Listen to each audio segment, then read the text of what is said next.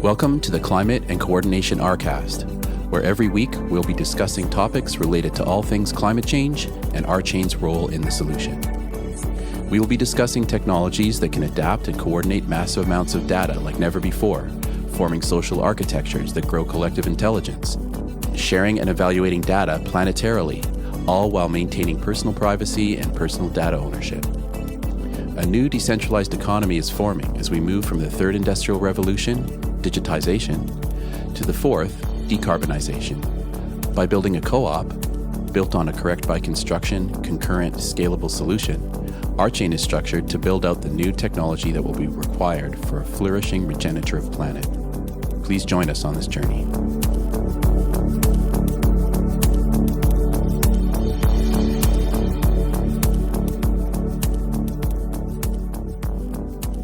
Welcome everyone to the next iteration of our Climate and Coordination Rcast. We have some very interesting topics to discuss today on a variety of different climate and coordination subjects. So as usual, I'm going to start off with the first topic here. This came from Wired, from an author called Victoria Peterson. This is from the 21st of November, so it's pretty recent. And this is very fascinating. I did not know that the climate crisis would bring new types of potential national and international disasters, but this one is pretty interesting. It says climate change is intensifying the tsunami threat in Alaska.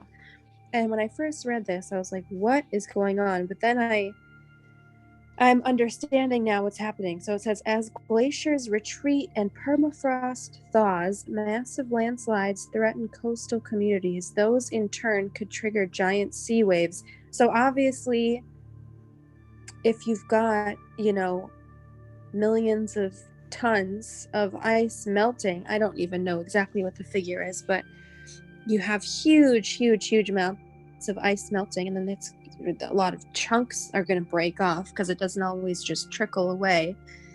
Of course, there's going to be potentially some really huge waves. And so this article is really fascinating.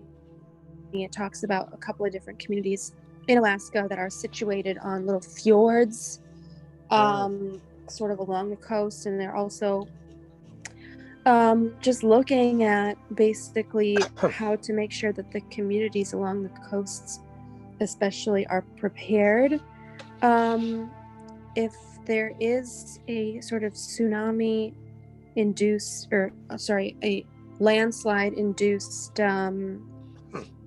wave. But another reason that this is happening apparently is because climate change brings more rainfall. Apparently, it says another less obvious symptom of climate change increases the risk. When there's more water in the atmosphere, precipitation becomes more intense. Rain, even more than earthquakes, is prone to trigger landslides. Climate change will make landslides more likely and more frequent. It's a new emerging hazard, and that's why it's urgent to do an assessment of where we have these unstable slopes and where they are a hazard to people. So yeah, I don't know if anybody has seen footage of these huge pieces of land breaking off from Alaska and I have. Yes. And it is shocking. Yeah, so it's pretty dramatic. So I guess I'll start with you, Steve. Have you heard of this ever happening? Yes, it's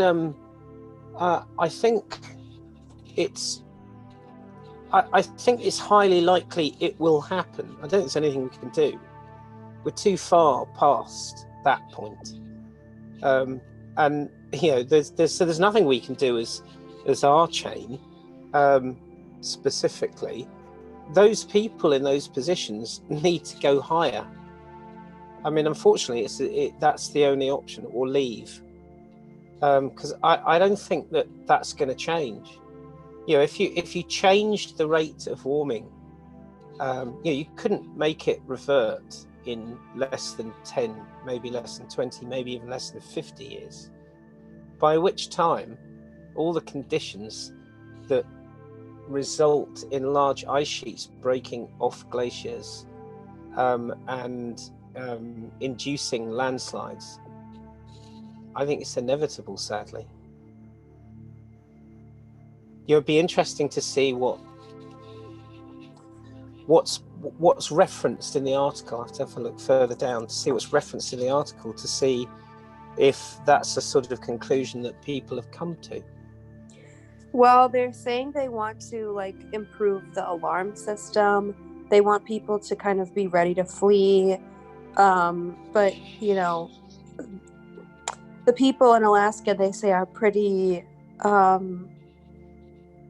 hardy, I guess. They're not really, there's a lot of well, apparently they faced a lot of different trouble. They voted last time for a president that is a climate change denier. Well, that could be indicative of some deeper beliefs, yes. Yeah. But the rate at which these different glaciers are sort of collapsing and receding is pretty amazing, actually. It says here, they're talking about a glacier called Berry Glacier. It says between 2009 and 2015, the slope fell 600 feet, and since 2006, it receded by more than 2 miles. So 2 miles in 15 years, I mean, it's quite a lot. And I believe it'll probably progress faster now. And also they're looking at this Berry Glacier slope failing, which means it would fall into the ocean, it says, within the next 20 years. So there are definitely places that they are like looking at as being specifically, you know, dangerous to live on or live near. Yeah, Pensacola wouldn't be my favorite place. Right. At the other end. Mm-hmm. Well, it's really low down. They just lost the Pensacola Bridge during the last big storm. Oh, I didn't know that. Yeah. So they built this swanky new bridge. My sister-in-law lives there. From Pensacola Old Town across to the sand spit that's sort of in front of the sort of Pensacola area in Navarre.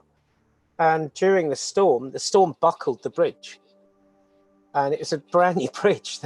It opened and everyone was, hey, great. No, it only takes me 20 minutes to get across now instead of an hour and a half, because I had to go all the way down past Navarre and hang a right and come back up the other way. And this had a tremendous impact on the viability of some of the businesses on that sandbar.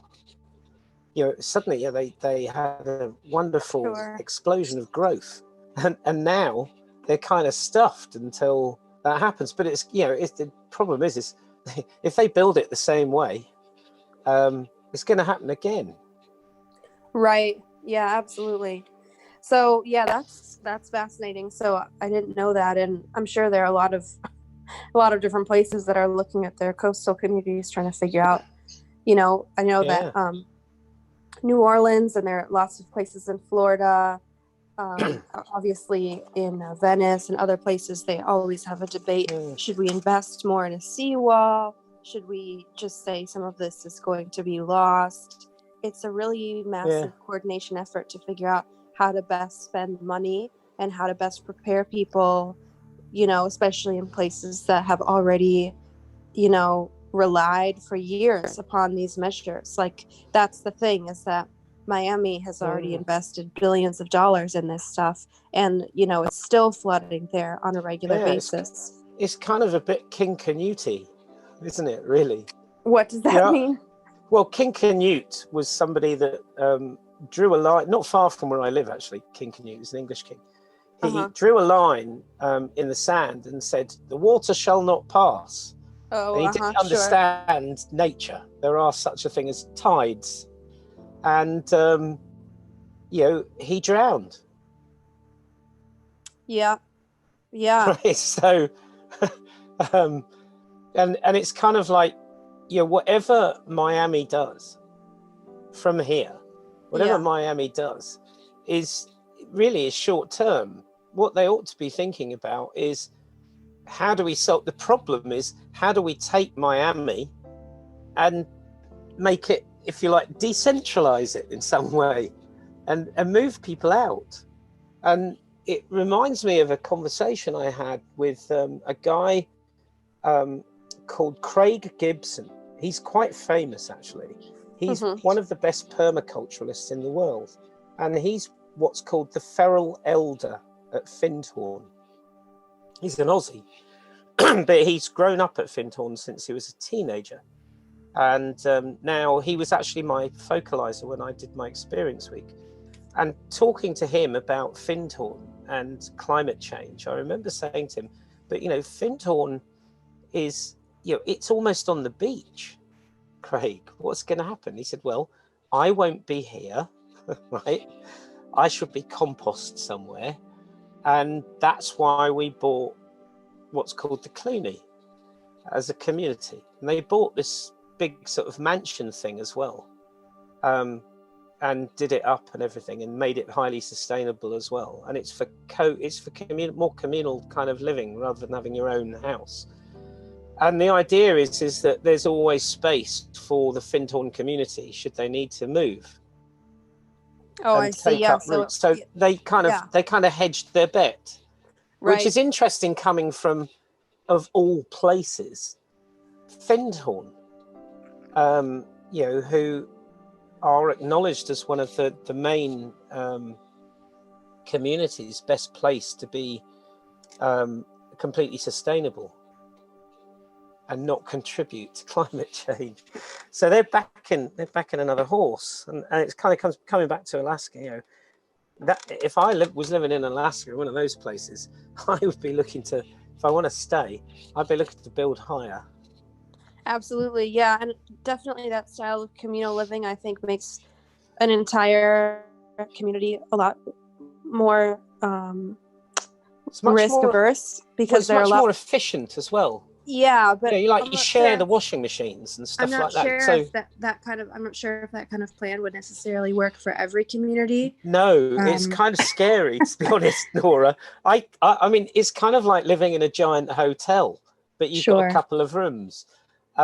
It's kind of, it's a bit like bees, isn't it? It's much more collaborative because you're forced to be, but you lose a sense of privacy.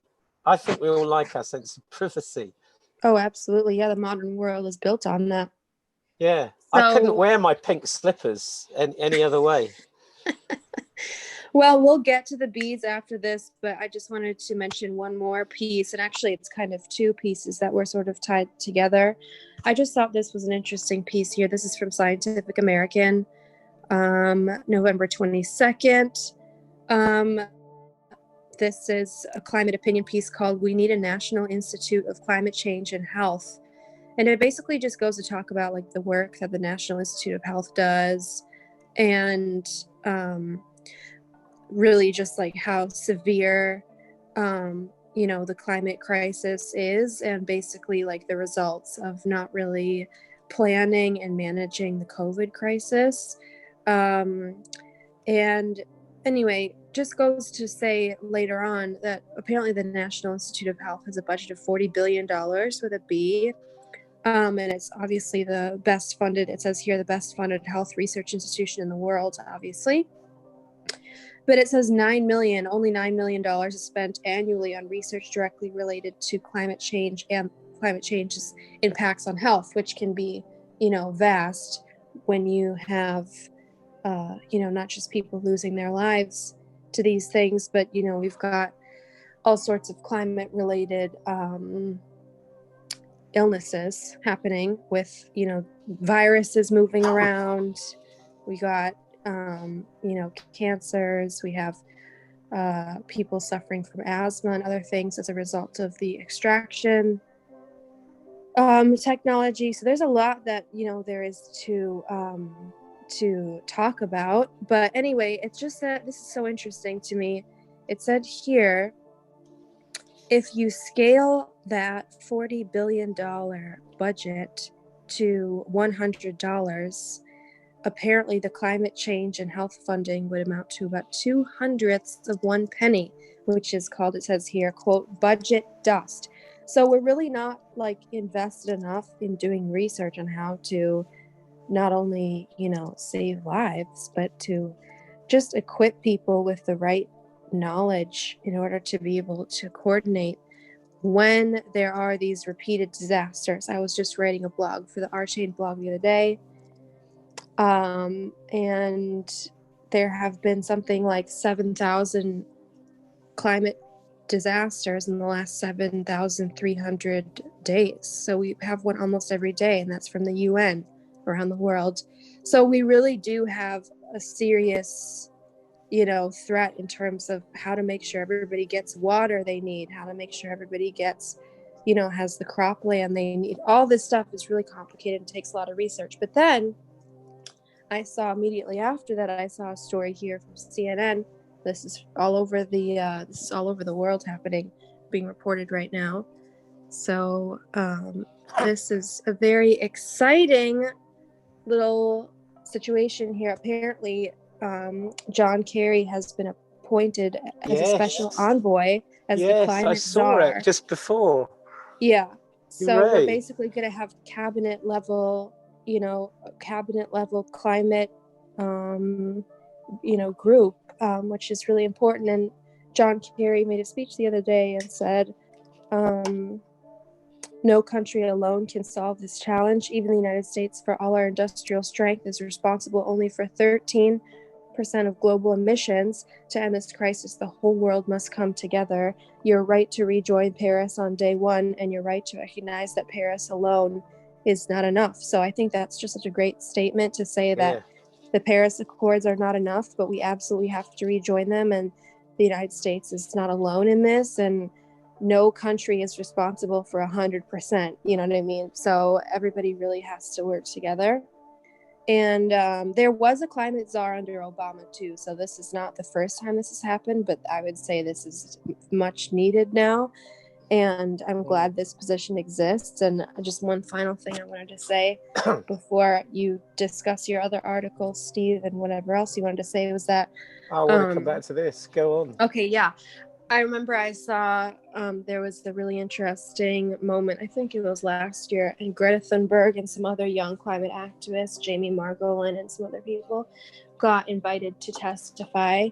I think it was in front of the Senate, but anyway, in front of Congress for sure, talking about, the climate crisis. And it was so interesting because one of the members of Congress there asked her, so, same kind of premise. The United States is only responsible for a certain amount of these emissions. So, why should the United States, try to save the world when it's all these other countries? And of course, basically kind of passing the buck and just saying, well, why don't they change? Why do we have to change if they're not going to change? And it was so great because Greta said, well, yeah, thanks for bringing that up. And actually in my country of Sweden, the officials say the same thing. Why should Sweden do anything? Look at the United States. So it's this pattern that countries have of saying, well, the whole problem isn't my problem, so why should I try to help? Rather than, this idea that, okay, almost everybody, especially in the Western world, is responsible for this, so everybody has to help, rather than just saying, oh, well, the next person can fix it. They did worse than we did. You know what I mean? And I thought that was just such a great thing that she said, oh, yeah, people in Sweden also say that. I just want to say one thing about that. And that is, of all the quotes you picked that Kerry said, the one that you didn't pick, because it was just further down below, and I'm going to read it out. I think this is the most profound statement of all. Okay, and great. It encapsulates everything that I think that Greta said as well. And he said this: at the global meeting in Glasgow 1 year from now, all nations must raise ambition together, or we will all fail together. And he continued, and failure is not an option. I thought, what a great rallying cry. Yeah, I mean, absolutely. More of that, please. Yeah, no, it's so great that this position exists. I'm so happy that there's been somebody appointed to work on this at like the cabinet level, because we really need that. And there's so much work to be done to give people the right information and to give us sort of a global sense of purpose once again, which I think is really important in terms of fighting this, extremely dangerous problem. And, it's really now we need it more than we've ever needed it before, So I'm really happy that that's happening, and gives me a little bit of hope, Yeah. So to bees then. So just before I do bees, just want to say one thing for the record.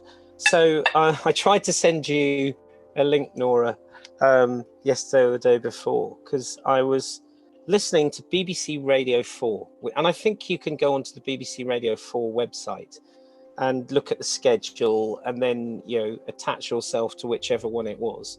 And I think it was about 3:00 in the afternoon, 3:30 in the afternoon. But there was this item called Open Book. That's the name of the program, and they were discussing the how climate change has affected works of fiction, which was interesting because they were looking at how the narrative of much fiction has been changing as climate change has started to become more prevalent.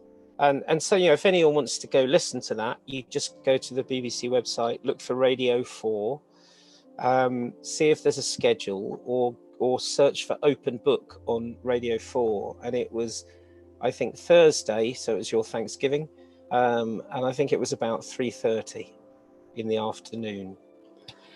So, and just before we started the call, just after my lunch, I was sort of Googling around, and I found an interesting article that really got me, in part because my wife keeps bees and Greg keeps bees.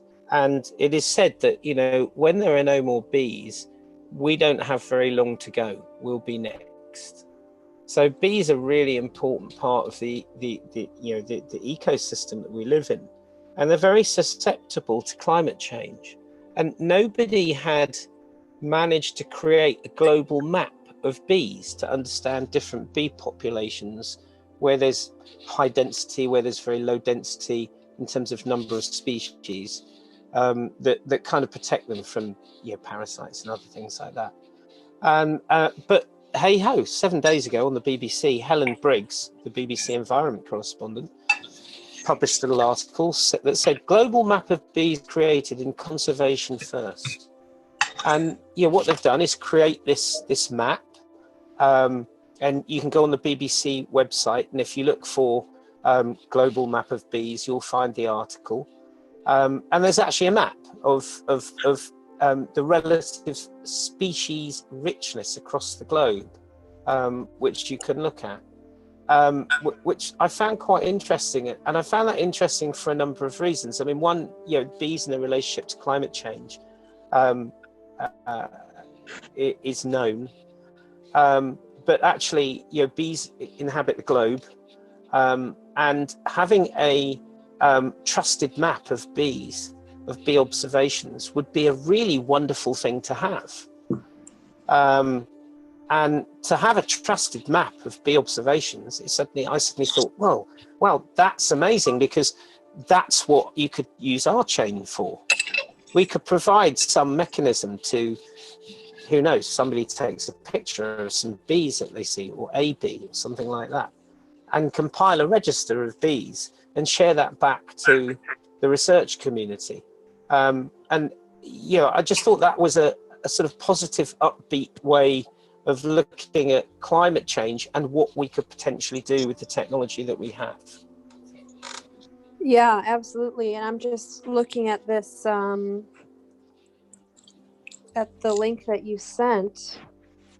And I'm just curious about what you said before. Like, I know that people talk about how the insect populations are incredibly important for human life. And I know bees are more than more important even than some other insects because of the pollination. Is that Yes. one reason why the humans? That's I know people that's say that. why we would die out afterwards, because right, there 'cause would we be no couldn't grow food any left. food. Is that it? Exactly. I see. Okay. Well, that seems like something to be aware of in general. Yeah, when you're a beekeeper, yeah. I mean, there's all sorts of little ceremonies about beekeeping. When you Sure. move house, for instance, you're supposed to tell your bees that you're moving house. They may stay where they are because you don't take them with you necessarily. But there's an etiquette around bees that's hugely respectful, and it's kind of a nice, a positive way of looking at how we exist on the planet, and therefore Right. supportive of sustainability. Yeah, it's a more but there really is symbiotic this sort of relationship. Yeah. I'm just want to call attention to a couple of things here. It says, although some groups such as bumblebees are well studied, the vast majority, more than 96% of bee species, are poorly documented. So that means that there's a lot to be learned about bees. And another thing it says here is many crops, especially in developing countries, rely on native bee species, not honeybees. So basically what they're saying is that in a bunch of countries, for people to grow crops, they rely on populations of bees that we don't know anything about. So obviously that would be something important to know. Most people that decide to do a beehive, right? Most people that do a beehive, they're in it for the kudos of having their own honey. And one of the things that typically they will do is they will feed the bees, and they'll take all the honey and feed the bees through the winter on fondant, which is just sugar water that's sort of a bit sticky. And of course that's refined sugar, right? So we're developing this terrible cycle, this terrible habit of trying to extract more than we should. So there are those beekeepers, my wife, and I'm pretty sure Greg is the same, who really don't do it for the honey. If we get honey, it's the excess honey, and we leave the bees with enough honey to get through the winter. So we only take the excess. That could be a really powerful metaphor for RChain and other projects, other things in life. Not in it for the honey, but not really in it for the honey, yes.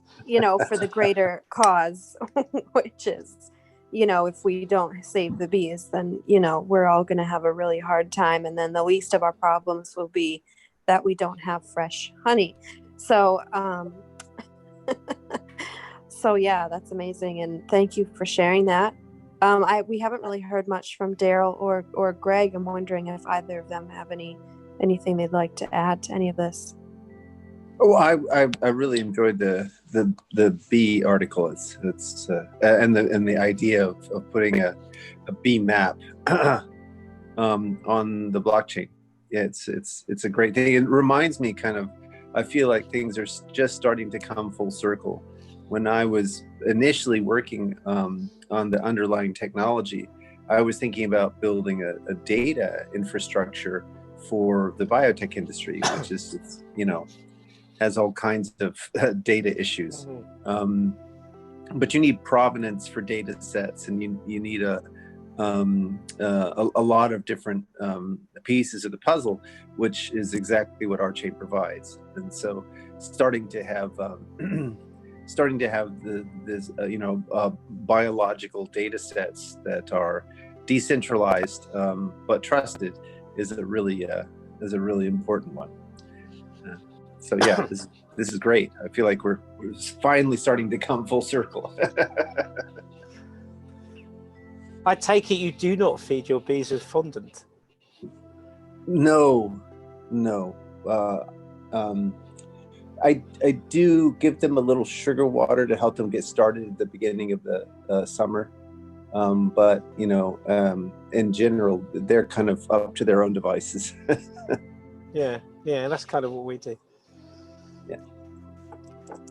The whole balance of everything is, you see it with bees. So, for those that don't know about beekeeping, so for example, if you've got lots of wildflowers and they're pollinating wildflowers, you get this lovely honey that's infused with the aromas of some of the flowers, and the honey stays runny for a long time in a jar, right? It will stay runny for a very long time. But when we start doing things like mass rape seed production, and you've got a field near you, and all your bees suddenly sort of wake up in the morning and smell the rapeseed and think, oh, I can smell pollen. They all go off to the rapeseed and they spend their entire time taking doing the thing they do, getting the nectar, pollinating all the rapeseed, coming back and producing honey from the rapeseed. And the thing about rapeseed-based honey is that it's liquid at the beginning and then it turns into this sort of white, more solid honey, and that's often the honey that I used to see as a child, more often than not, because it was mass produced. Real honey is clear, so the natural honey from the planet is clear more often than not, and it's quite an abomination in some ways that there is this other honey from crops that are planted in extreme ways to extract as much value. It comes back to being sustainable again, and bees are pretty good for that. They teach us things. I'll be quiet about bees now for a while. No, but I mean, I think the interesting thing about bees is they're not just sustainable, they're regenerative. That's the thing. That's the thing about life, is it regenerates. You only have to watch bees go through their seasons to see this process, right? The queen gives rise to more queens, and the flight of the queens itself is genuinely an amazing phenomenon. And we have to learn this trick of regeneration, not just sustaining. Sustaining is actually, it's a myth. Entropy will always run a system down, but regeneration is the trick to getting over that. Well, it allows constant transformation, I think. Yes. Regeneration, and without that, then you can be sustainable but static. Correct. I like the term regeneration more. I'm going to start using that. I think if I've learned one thing from today's call, that's quite a big one. That actually stop using sustainability and use the word regenerative instead. Yeah, well, because that's exactly where we are, right? We've tipped the system way out of balance, and so if we don't start regenerating, we are going to run out. Darryl. Oh, yeah. Hello. Hi, Darryl. Hey guys. Yeah, actually, I couldn't sleep again last night, so Sorry to hear that. I wrote up another thing that I could read out if you. Daryl's got a speech, everyone. I got a speech. All right. Before We would love to you hear it. do that, Darryl, I just need to ask one question. Yeah. Which part of the Dazzle white paper did you write? Oh, I guess the empowerment advertising area. Okay, cool. I really liked that. I liked the whole narrative. I read the whole thing today. I really liked it. So the stage is yours. Oh, very cool. Thank you. Yeah. Okay. So, I finally watched The Social Dilemma yesterday. Awesome. Oh, so have I. Okay. Yeah. So this is partially inspired by that, and in particular inspired by a person who factors quite a lot in the film, named Jaron Lanier, and I have a bit of a story about him. So I thought I'd write my thoughts down, and so yeah, I guess if I may, I'll read through them. Is that all right? Yeah. Sure.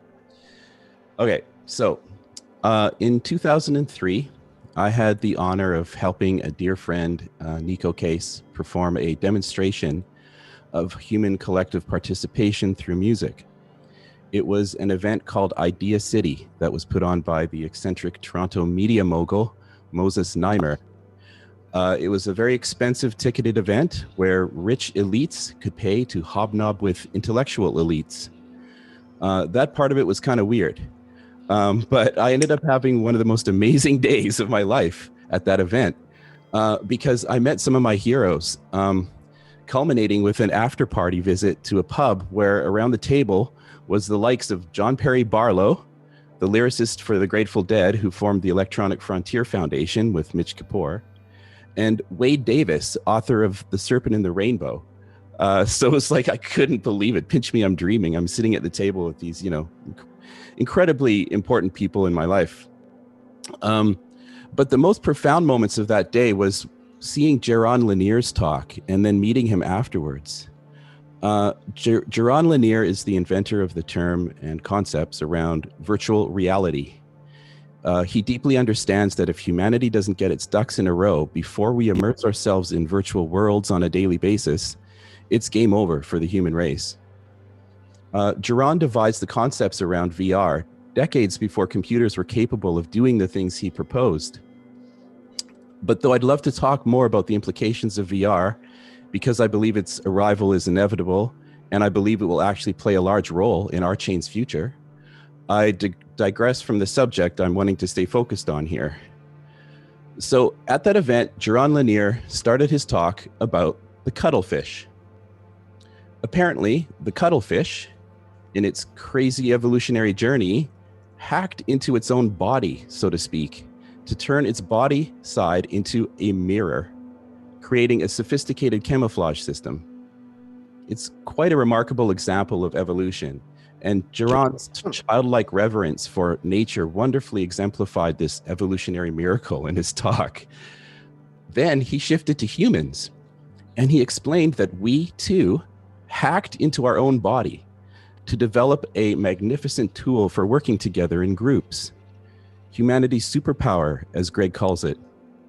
We took the practice that had evolved for consuming, eating and breathing, the mouth, and turned it into a profoundly unprecedentedly sophisticated communication system. We hacked into the mouth and invented speech. I personally share the belief that it was the discovery of music that led us to that hacking, but that's another digression.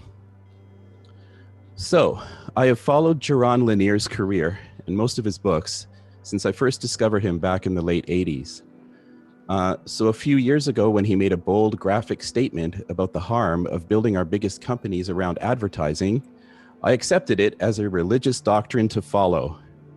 And you guys have heard me use this quote before. He said, "Building a system around advertising is like humanity attempting to get nourishment by attaching a tube from one's anus to one's mouth." That was until, so I had that belief locked into my head from, him. I respected a lot of what he had to say. So, I took that as my doctrine. I will never involve a system that involved advertising. That was until I had a conversation with Peter Harris, the founder of Resonate, which was the music streaming project that was one of the portfolio projects for RChain, back in 2018. He opened my mind up to the idea that advertising isn't necessarily perfectly evil. It took me a day or two of mulling it over in my head, but I ended up coming around to the idea that if we are to solve the surveillance capitalism problem, we must confront it at its source and hack into it. Jaron's quote led me to put my head in the sand for a few years, and Peter helped pull me out of it. So if we can turn the metadata resource plundering model of the world's largest companies around to help serve humanity rather than destroy it, we have a chance at survival. Yesterday, I saw a hint of that, perhaps, that perhaps Jaron Lanier has also come to a similar realization. Because yesterday, I finally watched the Netflix docudrama, The Social Dilemma. Thank you for your persistent urging, Nora and Ian.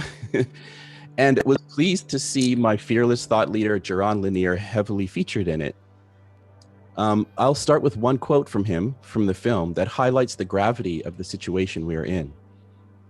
So here's a quote from that film by Jaron Lanier. If we go down the current status quo for, let's say, another 20 years, we probably destroy our civilization through willful ignorance. We probably fail to meet the challenge of climate change. We probably degrade the world's democracies so they fall into some sort of bizarre autocratic dysfunction. We probably ruin the global economy. We probably don't survive. And then the quote that really made me perk up my ears.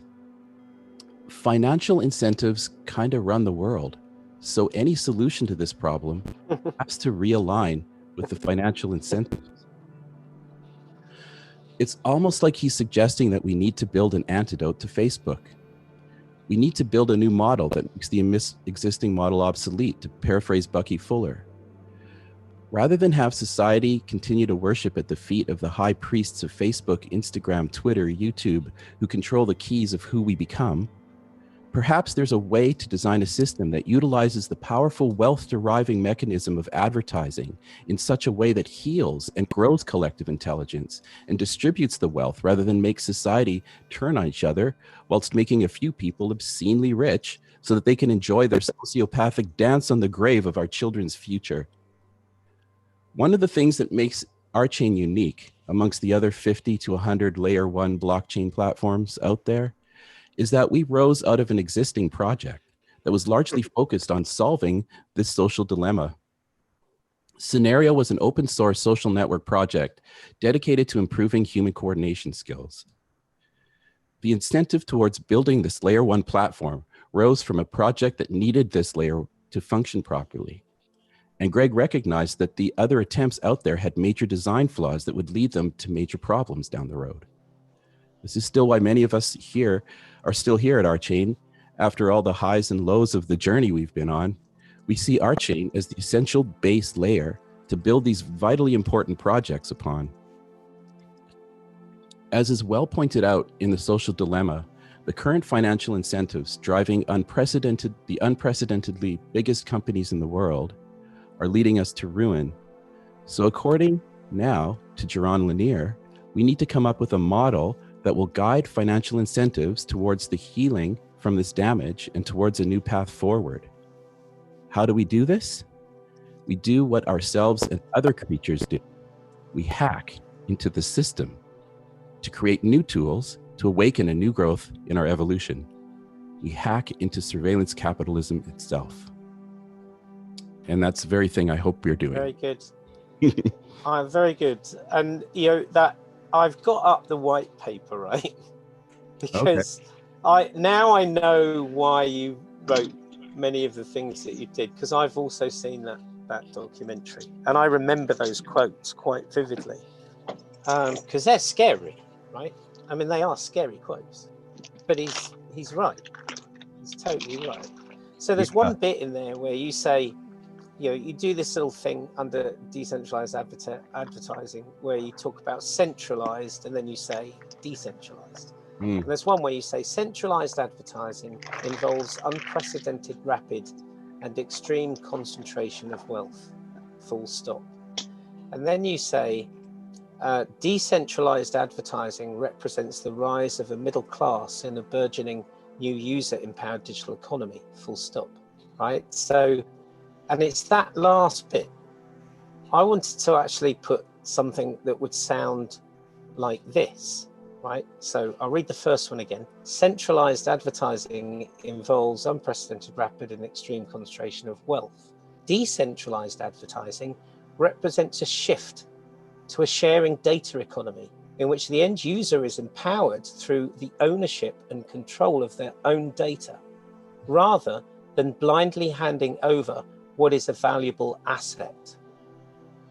This enables a decentralized advertising economy to flourish and results in a redistribution of that value from which we can take a share.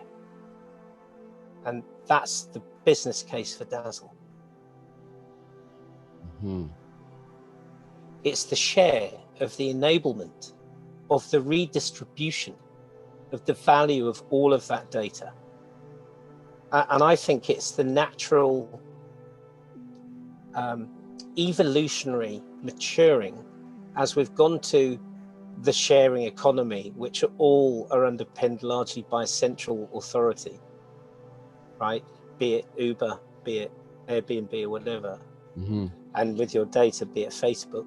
But really what we want is the next step in evolution, which is, okay, we've enabled people to participate more in an economy. Now let's actually distribute the wealth of the asset that is them and ensure that they get the rightful share that they should, instead of nothing. Yeah, I think that's a super, absolutely and vital part of the solution. Then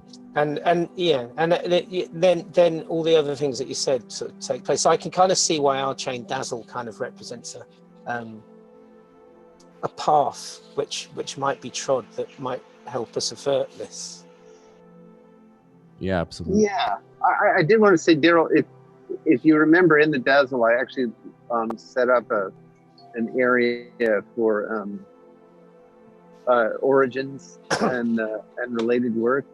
If you wouldn't mind taking what you wrote and just plunking that down, and we can kind of massage it a little bit, but overall, that's the right thing to do, is to put it in that area where I talk about scenario.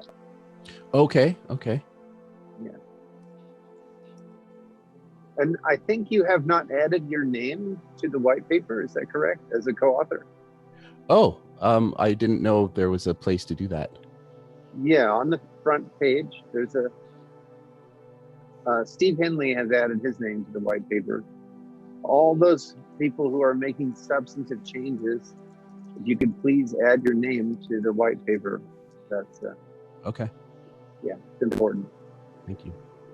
Well, thank you, Darryl, for that really nice presentation, I guess we'll say. And I thought it was a really nice way to link a bunch of different ideas together. And I didn't know that about the cuttlefish at all. So I definitely learned several new things.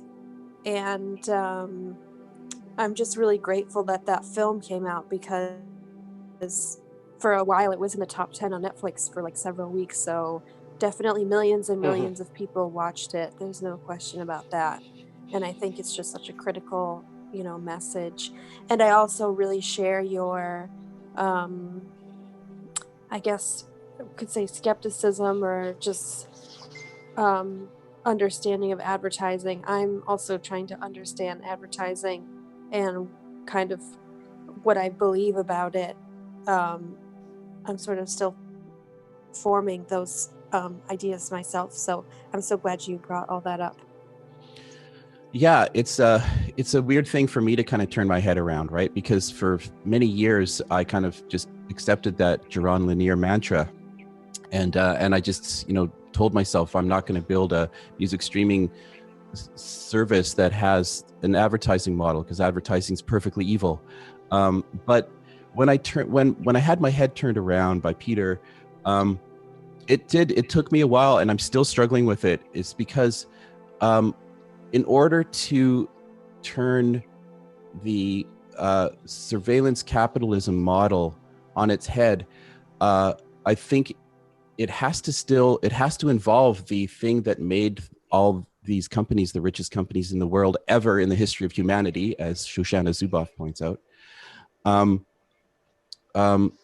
There's a lot of value to advertising. But I think if we design the system in the right way, it will actually change advertising. Right now, there's thousands of university students learning in university how to manipulate people's minds through advertising. It's part of the process of becoming any kind of a communications director or a media person of a corporation. You learn all these techniques and tactics in school, in university.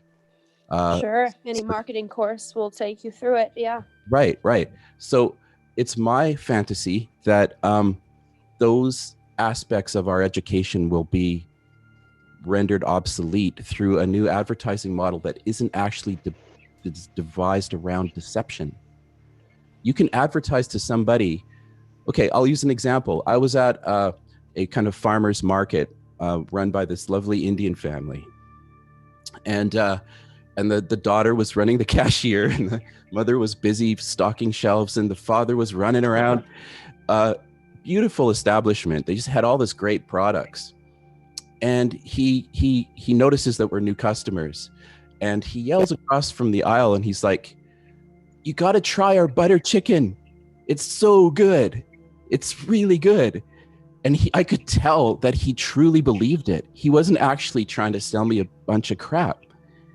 He was truly loving, and apparently it was his wife that makes the butter chicken. And so I bought some, and I bring it up to the cashier, and the daughter's like, "So I guess," I talk to her, and I'm like, "I guess, your mom makes this every day. You must get sick of it." And she's like, "Actually, no, I'm not sick of it." And I'm like, wow. So we took it home, and it was amazing. That's the kind of advertising I'm envisioning happening. And it's because when we build a model around decentralized advertising, you're going to have the advertisee want the ads that they're getting, because they're going to be inviting them in. And if you want the ads that you're getting, then the advertiser doesn't have to build deceptive practices and techniques at trying to trick you into buying their crap. They're going to do it because they genuinely believe in their product, and they want the people to enjoy them. Yeah, I so agree, and I love that story, and I wish that everybody had butter chicken in their life to sell.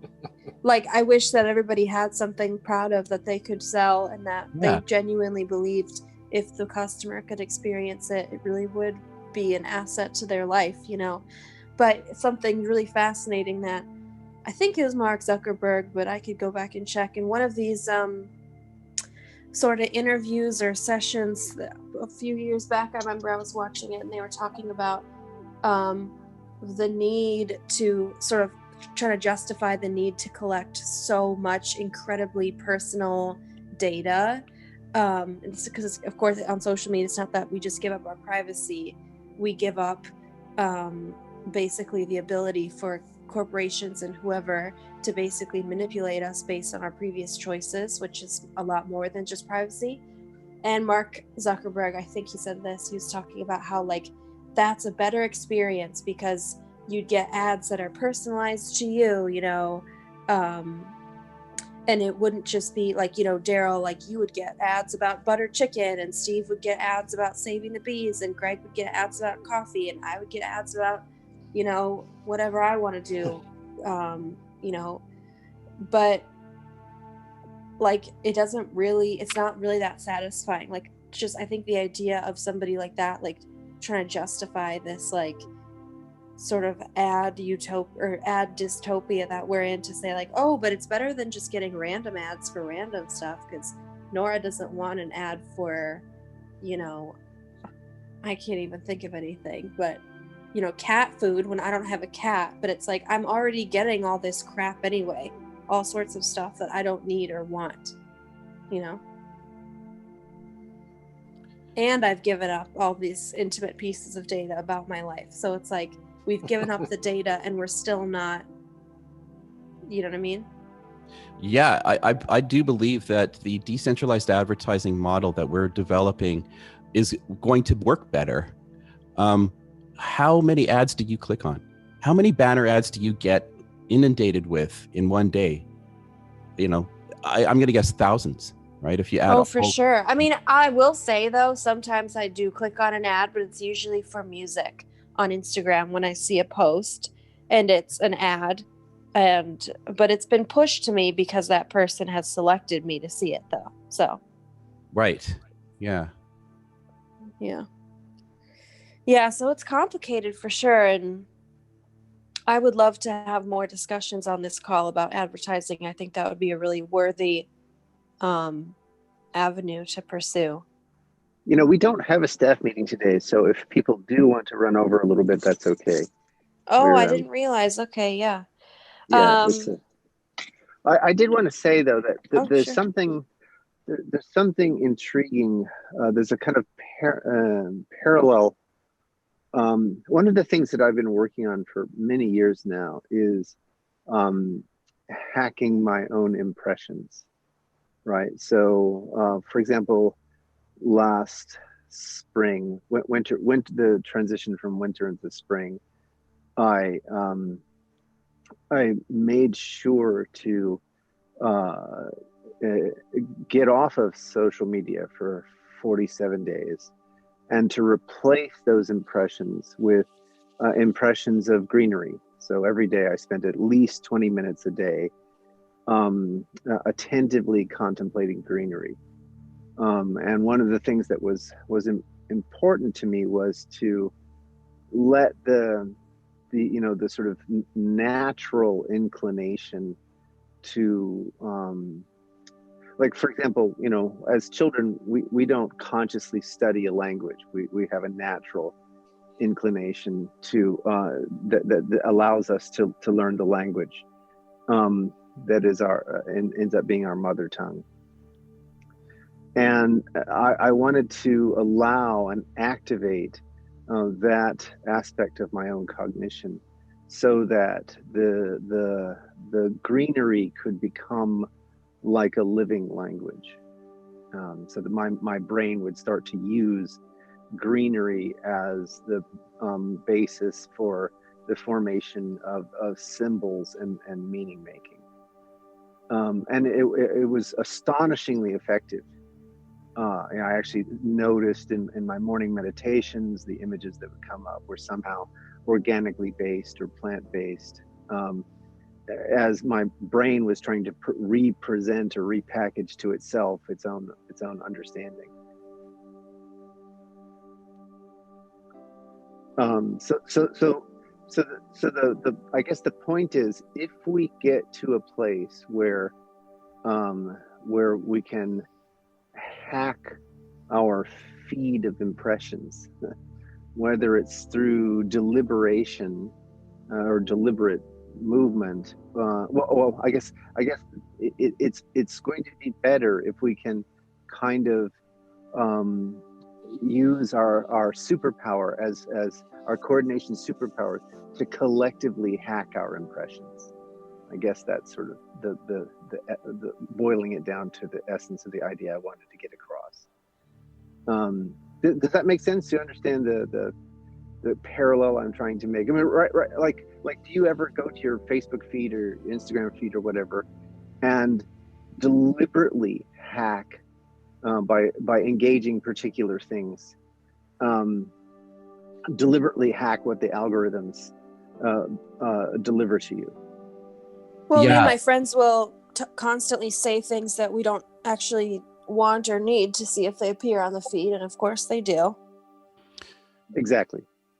Just to see it happen, which is crazy, but is absolutely real. Like, if you just anytime during your day, if you just mention ceiling fan, well, there you go. Now my Facebook is going to have tons of ceiling fans in it. So it's an interesting experiment. Highly recommend, but terrifying. Yeah. I mean, you don't have. I don't think that my feeds can overhear me. Maybe I'm sorely mistaken. I haven't had enough data of that type. But certainly, like if I engage more science and mathematics content, then Facebook starts delivering more science and mathematics content. Sure, yeah. It's not the feed really that hears you. It's the phone that hears you. And then there's all these different chains of relationships and transactions that happen. Just like if you email somebody about something, it'll appear on your feed as well. The phone really is taking all that information. And I'm not sure if even the public really has a clear understanding of how the information changes hands. I mean, technologically speaking. But I'm pretty confident that is absolutely real. Do I have proof? I mean, I don't know. I'm not sure if I have direct proof, but it's definitely happened a lot of times. I think it's like quite noticeable with people who own those smart speakers, like Hey Alexa or the various ones, because they're always listening, right?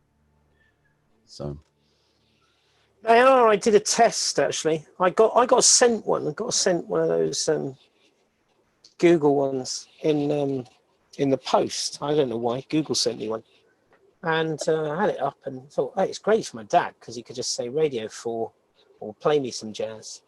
Really cool. But I started to get a bit concerned because I was trying to figure out, well, how's this voice recognition stuff working? So I started to play around with the settings to check what was coming out, right? So I could see every bit that was being sent out from the speaker. And I don't have one anymore. I think that probably tells you what I found out. yeah, I mean, I remember reading 1984 and being completely mortified. I don't know. I was like a young teenager when I read it, and it was kind of traumatic. The TV that has a camera and it's always on, and there's no place to hide within your apartment from being seen. Well, it's 1984, isn't it? Really? We live there now, and we've welcomed it into our homes. Yeah, I mean, the number of people I know that have one of those. I mean, I just wouldn't have one. Actually, my wife was completely against the idea of it even being brought into the house. And I said, well, I want to just find out what it's doing, which is what I did. Yeah. And so I'd never have one in the house again. For my dad, it would have been all right because my dad was starting to suffer from dementia and this would have just made his life easy. And hey ho, he's not going to listen to any of those new funky online social media advertising websites because he wouldn't manage to log into them. So he was kind of all right. But for everyone else, and I constantly hear stories of people saying, man, I got sent this on Facebook or this, that, or the other, Instagram, whatever it was. And I didn't put anything up on any site about this, but I did speak to somebody about it. Right. I mean, that's... Absolutely. Not only have they stolen our data, right, really, under false pretexts, but they're also stealing our privacy on every level.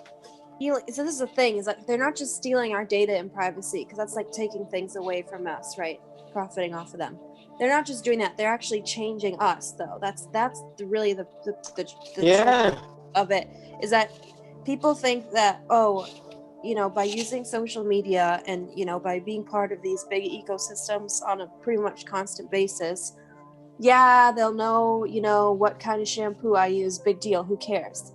But that's not it, though. It's that they change because they know. They'll tell you what shampoo. They can select what to give to us, and that changes the way we behave, and then that in turn changes the world. So by people saying, oh, who cares if Facebook knows I drive a Toyota or I live on a farm or my dad's name is Jeff, that's not really it. It's that they take all that data and then they use it to change your mind about other things in a subtle way, to get you to buy a different kind of shampoo, go someplace you wouldn't have normally gone to, and over time that really changes society in a really dramatic way. And it's really a lot more than just data and privacy. It's basically the permission to control your mind. And I feel that's something that needs to just be observed, because it's pretty hard to use social media without being influenced by it. But I feel just by observing how you're influenced, you can, and what Greg said about engaging just different types of content. And also another thing I read somewhere was that you shouldn't click on things that are recommended to you. You should always search for it yourself, because the more you click on stuff that's recommended to you, the more basically you're giving up your free will, which is another fascinating idea. Yeah, and it's true. I mean, those of us who think, oh, I'm solid, I'm 55 years old, I can't be duped, no one can control me. Nope. It's it affects all of us. Oh, absolutely. Yeah, nobody is immune from it. Definitely. I mean, maybe a dog or something, but all people are subject to it. So I've got a suggestion for a guest on a future podcast. I've sent him a message to ask when he could do one. He is up for one, and it's my quite a long friend, actually, old friend, called Simon James. He's in Norway.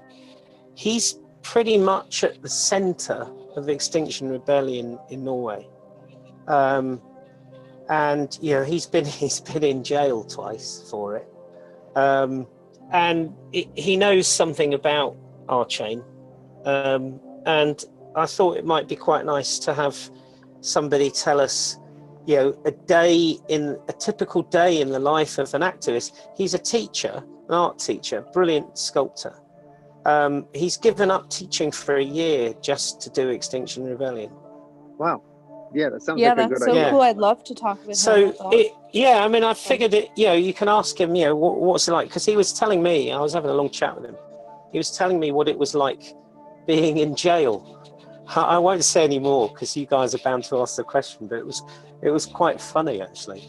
But yeah, he'll tell you a bit more about what ER are up to in Norway, at least. And there might be questions we want to ask him about, you know, if you could have a magic hat that did this, that, or the other, what do you want it to do?